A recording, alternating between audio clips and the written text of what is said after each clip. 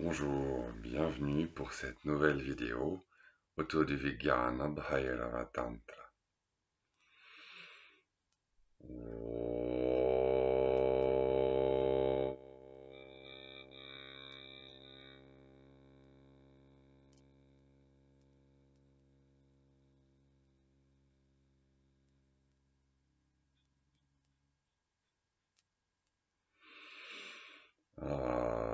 Anastamita bharupaste jasam tamasam api ya ekontaryarantascha tejan sichataman sicha. Aujourd'hui, nous allons voir 3 versets autour d'un thème nouveau, le thème de la compréhension à partir des mots. On pourrait dire qu'il s'agit d'une nouvelle approche, celle de la philosophie, telle que le shivaïsme du Cachemire l'a définie. La philosophie fait partie du shivaïsme du Cachemire. Je veux dire, il y a non seulement une sorte de théorie de la pratique des mantras, du yoga, etc., mais il y a aussi et surtout une philosophie qui s'appelle la voie ou la méthode de l'énergie, de la puissance, des pouvoirs, Shaktopaya, qui est définie comme Vikalpa Sanskara, affiner les doutes. C'est l'alchimie des pensées. En très simple, on peut dire 2 choses sur cette philosophie qui s'appelle la philosophie de la reconnaissance, mais qui existe aussi ailleurs sous des formes un peu différentes. Premièrement, il s'agit non pas de faire une expérience nouvelle au sens de complètement changer le contenu de notre expérience présente, mais plutôt de changer de regard sur l'expérience présente, de changer les points d'attention, changer de centre de gravité de l'attention, c'est-à-dire passer de l'attention aux choses à l'attention à l'arrière-plan, à la source même de l'attention. Et pour cela, il y a un travail sur les croyances, sur les opinions, sur les préjugés. Les préjugés selon lesquels je suis un corps dans le monde, je suis limité dans l'espace, je suis limité dans le temps, je suis limité dans mes pouvoirs, et ainsi de suite. Et cette élimination des opinions permet de mettre en évidence ce qui a toujours été évident, mais auquel on n'a jamais prêté attention, c'est-à-dire les pouvoirs de la conscience. Tout est dans la conscience, tout est conscience, tout est créé par la conscience. Et donc ça nous amène au deuxième point. Cette philosophie de la reconnaissance s'appelle en fait, son nom complet est Ishvara Shakti Pratyabhigya Swatmani, c'est-à-dire la reconnaissance, ça veut dire quoi? Ça veut dire reconnaître en soi-même les pouvoirs divins.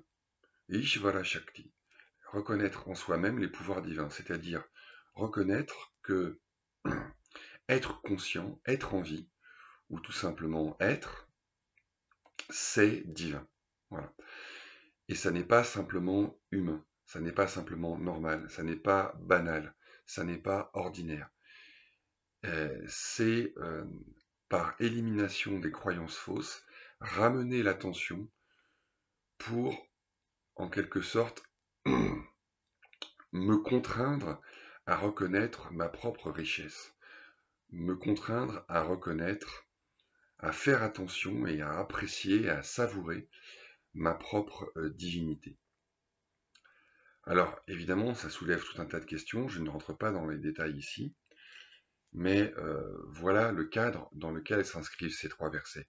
Et il est très probable que le troisième, le verset 132, a été la source d'inspiration principale de la philosophie de la reconnaissance, telle qu'elle a été développée par les 2 grands philosophes et 2 grands maîtres du shivaïsme du Cachemire, Utpaladeva et Abhinavagupta.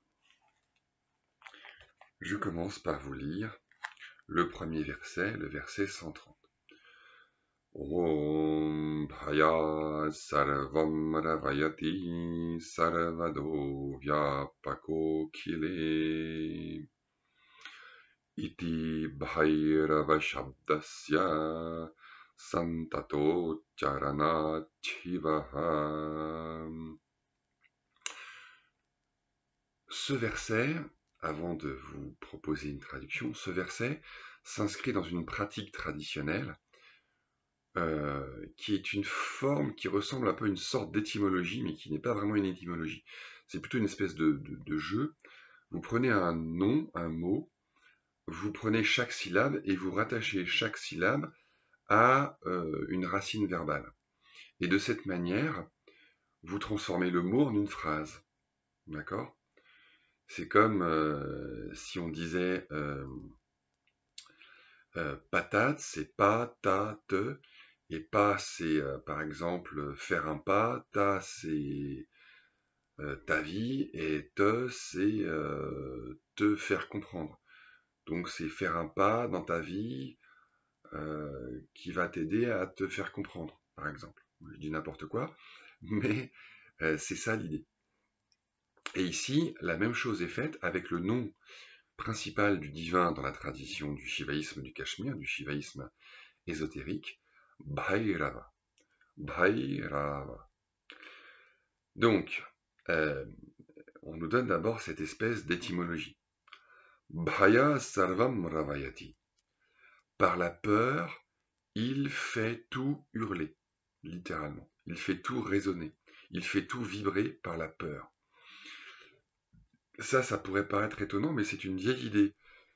Dans la tradition védique, c'est que tous les êtres, c'est déjà énoncé dans une Upanishad, dans le Vedanta,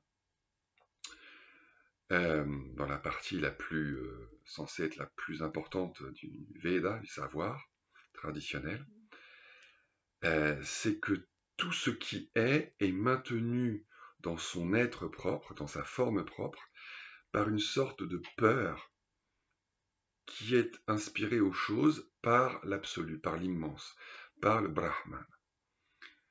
C'est ça qui force toute chose à rester en quelque sorte contractée et donc quelque part confinée dans son être propre, confinée dans sa forme propre, dans ses propres limites. Parce que la peur, c'est ce qui fait contracter, et la peur, c'est ce qui maintient dans certaines limites. D'où cette idée que la peur est ce qui maintient l'univers, ce qui maintient toute chose dans sa place. Hein. Chaque chose a sa place, une place pour chaque chose, c'est la grande maxime des cultures prémodernes, dont fait partie le shivaïsme du Cachemire et le brahmanisme et l'hindouisme plus généralement. Bhaya sarvam ravayati. Donc bhaya c'est bhai, et ravayati c'est littéralement faire hurler, faire crier.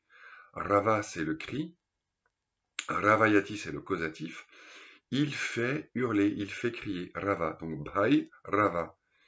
Bhai rava, c'est celui qui, par la peur, par cette espèce de contraction, qui est une contraction de lui-même, puisqu'il n'y a rien d'autre que lui, il n'y a rien d'autre que le divin, par cette contraction, il engendre toute chose.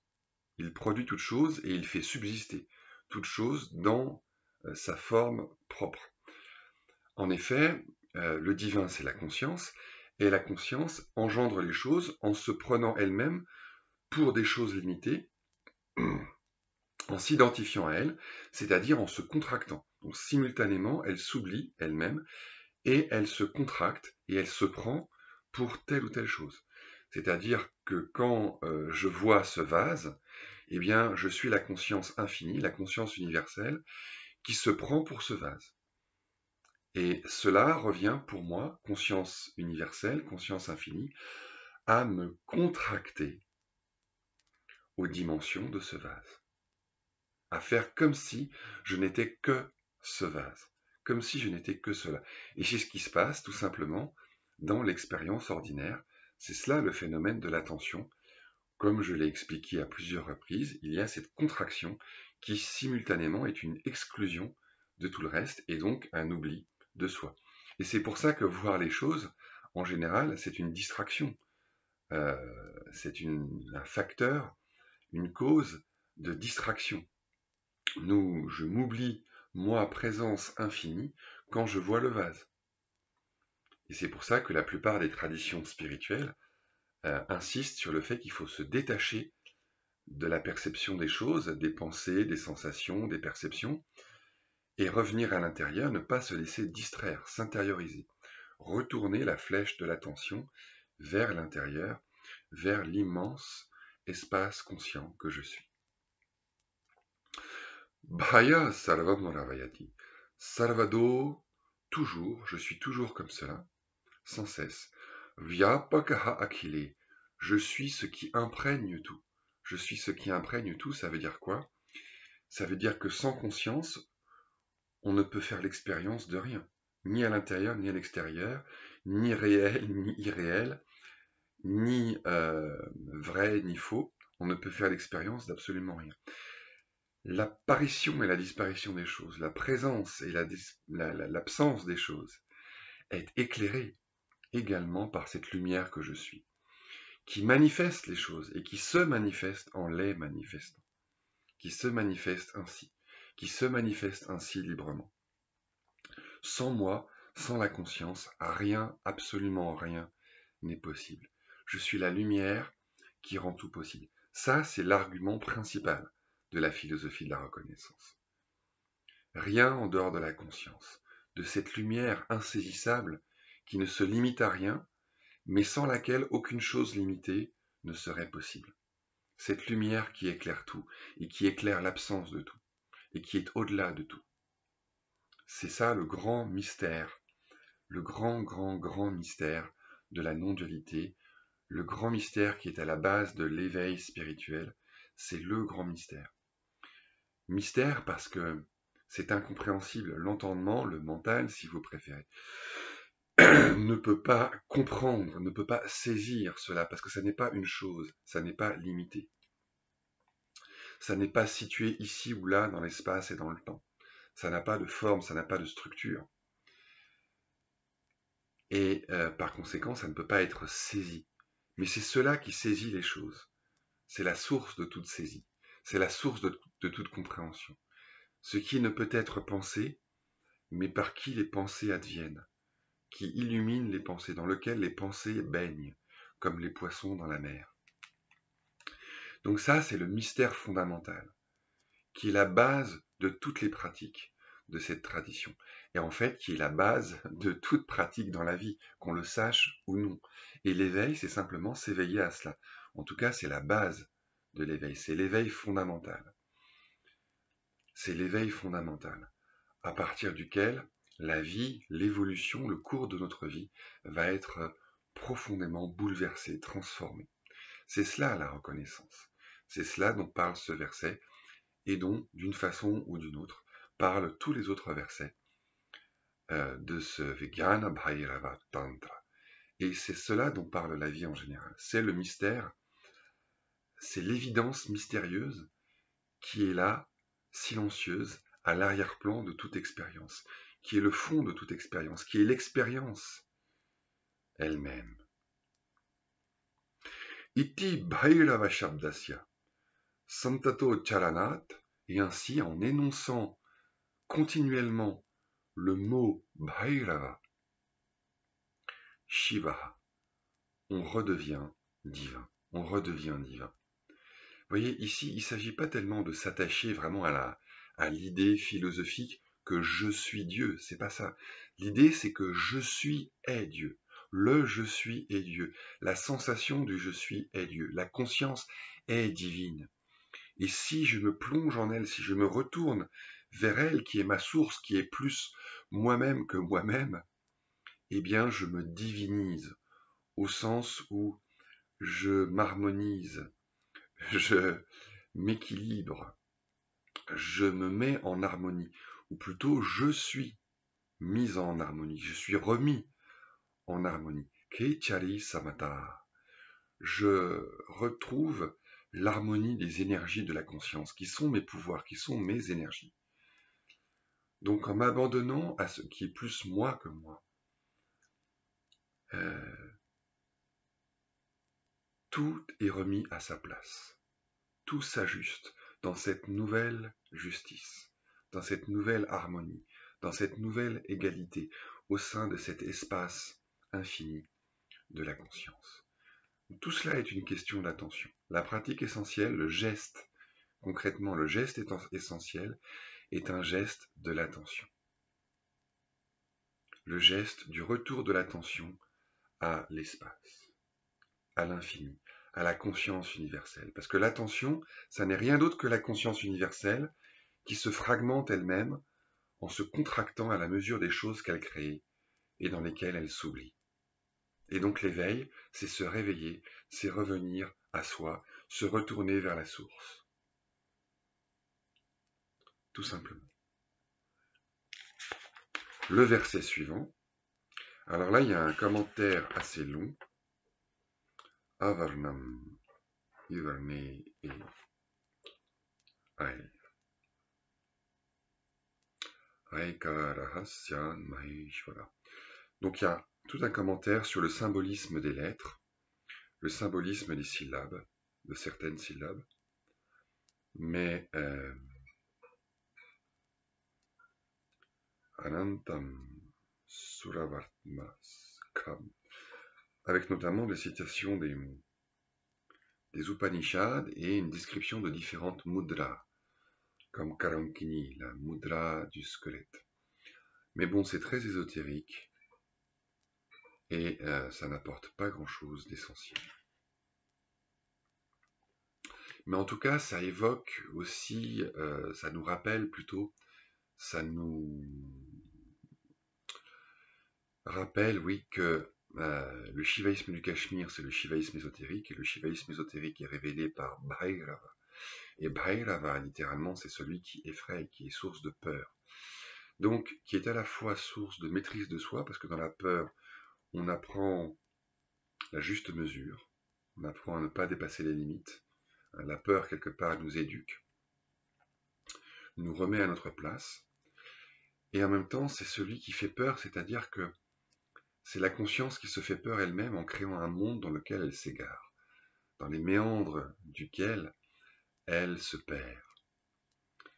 Vous savez, c'est comme l'histoire du lion qui arrive au-dessus du puits, qui aperçoit son reflet au fond, et qui est mort de peur, qui fuit, ou bien encore pire, qui tombe dans le puits, qui tombe dans son propre reflet, à l'instar de Narcisse, à l'opposé de Narcisse, mais le résultat est le même. Il se noie dans sa propre image, dans sa propre création, parce qu'il ignore que c'est sa création. Verset 131. Oui, et aussi, dans cette tradition du shivaïsme du Cachemire, il y a tout cet univers un peu gothique, cet univers des cimetières, des champs de crémation, cet univers un peu qui fait peur. Bref, verset 131. Om aham amedamityari pratipatti prasangataha niradhare manoyati tadhyana preranachami. Je suis, cela est à moi. À l'occasion, au moment de ces intuitions-là, l'attention accède à ce qui est indépendant, à ce qui ne dépend de rien. Niradhara, littéralement ce qui n'a pas de support. Niradhara, comme Muladhara. Niradhara, ce qui n'a pas de support, ce qui ne dépend de rien. Tadhyana preranat. Par la force de cette méditation, Shami Bhavet, on devient guéri. Shama, c'est la paix, c'est aussi la guérison. Guérir d'une fièvre, par exemple. Pourquoi? Parce que, au fond, l'ego, c'est la porte vers le soi. L'ego est la porte vers le soi. Je suis est la porte vers l'absolu. C'est bien pour ça qu'on l'appelle le soi, Atmana. Atma. le soi, soi-même, parce qu'on retourne l'attention. Mano yati, encore une fois, l'attention, le mental, va vers sa source. Niradhari, vers ce qui ne dépend de rien, vers ce dont tout dépend, mais qui lui-même ne dépend de rien. Tout est dans l'espace, l'espace n'est nulle part. Tout est manifesté par la conscience, mais la conscience n'a pas besoin d'une autre conscience pour être manifestée. Tout est manifesté par la conscience et la conscience se manifeste à elle-même par elle-même. Et ça, c'est lorsque je dis je suis. Je suis est important. C'est la porte vers le soi. Pourquoi? Parce que je suis, c'est le geste du retournement. Quand je dis, quand j'énonce physiquement ou mentalement, je suis, l'attention se retourne vers sa source, vers cela qui ne dépend de rien. L'attention contractée s'ouvre, elle s'ouvre à l'espace de la conscience universelle, sans limite. L'attention délimitée, le je suis ceci, je suis cela, ça c'est un vase, ceci est une pomme, ceci est cela, tout ce qui est contracté s'ouvre et revient vers le je suis pur, vers l'être pur, vers l'émerveillement d'être, la sensation d'être, la saveur d'être. Apprécier ce mystère évident, se plonger, prendre un bain d'être, se laisser enseigner par le je suis, se laisser guider par cette sensation qui est véritablement le maître intérieur, qui est la grande yogini, qui est le cœur de la yogini, qui est le cœur de la déesse, le je suis, qui est le véritable mantra, qui est le cœur de tous les mantras. Aller de l'ego au soi, c'est la même chose, de l'attention à la conscience, de l'ego au soi, c'est la même chose, c'est juste de s'ouvrir, de se laisser ouvrir. Et enfin, verset 132, qui est la source d'inspiration probable de la philosophie de la reconnaissance. Om Nityo Vibhur Niradharo Vyapaka Chakhiladhipaha Shabdan Pratikshanam Dhyayan Kritarthorthanurupataha. Permanent, puissant, sans support, ne dépendant de rien, c'est le même mot, Niradhara. Vyapakascha, et omniprésent, qui imprègne tout. Akhiladhipa, maître de tout. Dhyayan, en méditant. Pratikshanam, à chaque instant. Shabdan, ces mots. Kritarthaha bhavet, on accomplira ce qui doit l'être, on atteindra ce qui doit l'être. Arthanurupataha, conformément au sens de ces mots. Conformément au sens de ces mots. Permanent, puissant, ne dépendant de rien, imprégnant tout. En effet, si je regarde mon expérience, je suis permanent. C'est pour cela que la mémoire, les souvenirs sont possibles. Comment se fait-il qu'en regardant une photo de moi à l'âge de 3 ans, je puisse me reconnaître et dire voilà, c'est moi, alors que ça n'a rien à voir avec moi, que physiquement, en apparence, j'ai complètement changé. C'est un souvenir, me direz-vous. Mais comment ce souvenir est-il possible si vraiment je change tout entier d'instant en instant, si vraiment il ne reste rien? Il reste quelque chose, et ce qui reste, c'est la conscience. Et c'est cette conscience qui fait la synthèse entre le passé disparu et le présent, et qui ressuscite en partie certains éléments du passé, qui en fait la synthèse avec le présent, et qui dit voilà, ça c'est moi. Qui dit ce matin j'ai fait cette expérience, hier j'ai vu ça. Sans cette permanence de la conscience, la mémoire est inexplicable. Or, sans la mémoire, la vie quotidienne est absolument impossible. Donc rien n'est possible sans la conscience. Donc la conscience est vyapaka. Elle rend tout possible. Elle est la condition de possibilité. Le fond, comme le miroir qui rend possible tous les reflets, et en dehors duquel les reflets ne peuvent pas apparaître.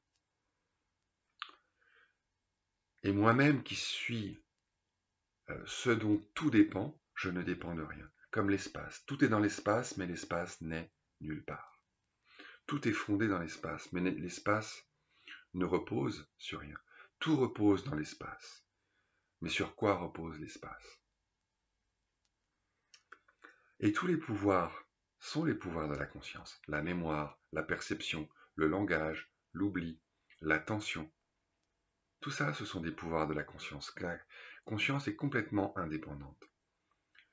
Le cerveau n'est qu'une représentation dans la conscience. Le monde n'est qu'une représentation dans la conscience. Le corps n'est qu'une représentation dans la conscience.